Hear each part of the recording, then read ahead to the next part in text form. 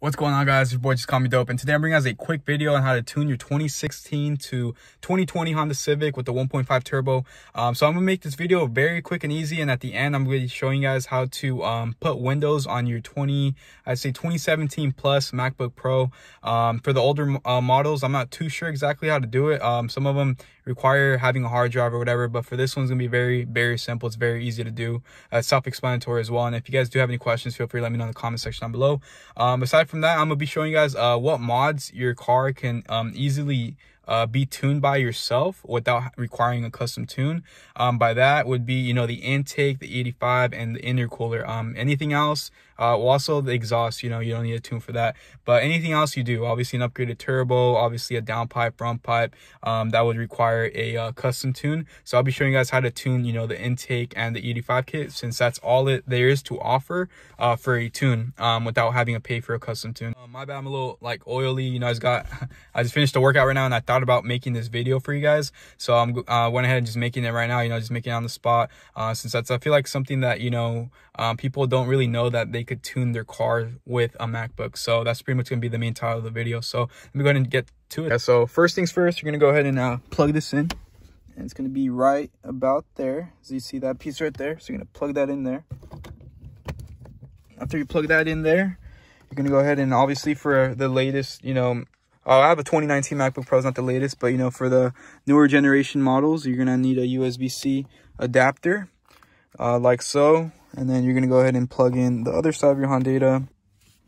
So it looks something like that. This will light up if you plugged it in correctly, and obviously always make sure this is plugged in right. And one thing I highly recommend is, you know, you always turn these lights off. I only kept these on just so you guys could see me. Other than that, from here, it's pretty much just gonna go ahead and open up the software.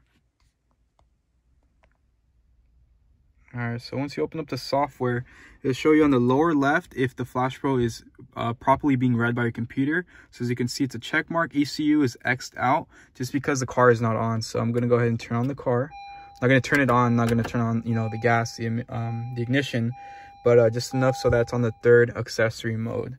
So from there, you're gonna go ahead and see that it says ECU check mark, which means it's reading the ECU of the car. So you're gonna go ahead and go to new calibration.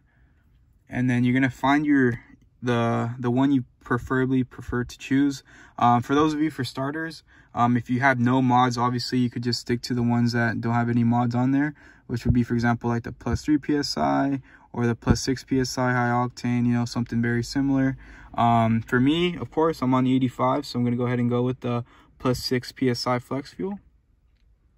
And then here's where it shows you like the mods that I mentioned to you guys that you could tune yourself without, you know, needing a custom tune. So for those, of course, we're going to go ahead and you know, improve the turbo response. We're going to go ahead and select the PRL cold air intake race math, because that's the intake we have. We're going to disable rev hang.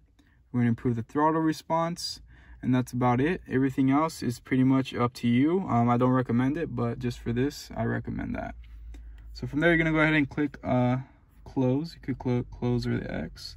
And then you're just gonna go ahead and upload it, and that's about it. And then you just wait ahead for this to finish. It should take a couple minutes. So as you're tuning it as well, I'll go ahead and show you that this thing is in, let me see if I could focus it, that's in progress. And as you know, as you're tuning it as well, you're gonna go ahead and see some lights light up as well. You can see tire pressure monitor problem, all that stuff. So don't be afraid, you know, this is normal, as you guys all maybe already know. But other than that, you know, this is the CVT version, you know, as a lot of you already know, since I've answered a lot of the questions. The reason I have the CVT is because when I got this car, which was March 2017, there is no manuals. There's like literally 1 or 2 manuals, and I really needed a car since I didn't have a car to do my MacBook business. So that's the reason why I went ahead and just got the car, and I was like, screw it, you know, it's gonna be my daily anyway. So just give it a couple minutes. And one thing I do recommend, like I said, don't have any of the lights on, don't have that on, because if your battery dies, you're kind of screwed mid-tune. So that's the last thing you want. And you always want to make sure you do this as quickly as possible. Don't take your time when your car is in accessory mode. Always try to tune it as quickly as possible, because I have had bad experiences in the past where it dies mid-tune, and you just don't want to get involved with that. All right, so when the tune is finished, you're gonna go ahead and click the ignition off.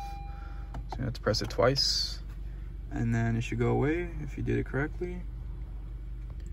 Alright, so what I'm gonna go ahead and do now is just unplug it and then just turn on the car and let it idle. Make sure everything's good to go. And then you should be all set. Just let it idle, let it sit for a little bit. If you do experience like any kind of like lights or whatever, you might want to just retune it, just because there might have been an error on the tune, or possibly unplug your battery and then replug it back in and then retune it. But other than that, if you did it correctly, you should have no lights on whatsoever and you should be all set. So if there is one mod I highly recommend you get first, is obviously a tune, just like I would recommend for any other car. And then from there, I'd recommend probably getting the PRL intake. That would be up to your choice whether you want the street version or the race version. It's up to you. I personally have the race version, and I'm at 57,307 miles. Haven't had any issues. I would also probably recommend getting the E85 kit afterwards, and then possibly getting an intercooler and then an exhaust if you don't already. And then, you know, in order to maximize the gains from a downpipe, front pipe, obviously you would need a custom tune. And I personally believe that the tune, when you tune it yourself with this Honda, you get pretty good gains with the E85 kit and the PRL intake. So that's why I titled this video the best mods you could get without custom tuning that you could tune by yourself. So other than that, guys, hope you guys enjoyed the video. Now I'll be showing you guys how to do the whole Windows bootcamp stuff.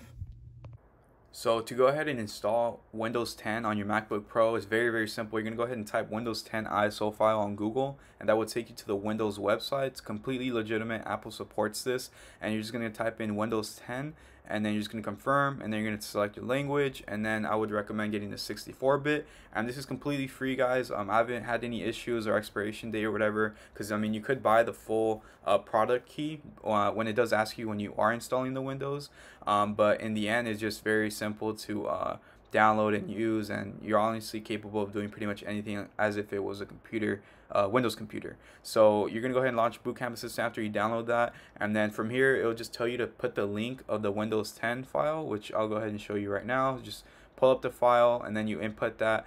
Make sure that's the one you select, and then you go ahead and just install it, and then make sure it's connected to a power source, and then from there it's pretty self-explanatory, guys. It's very easy.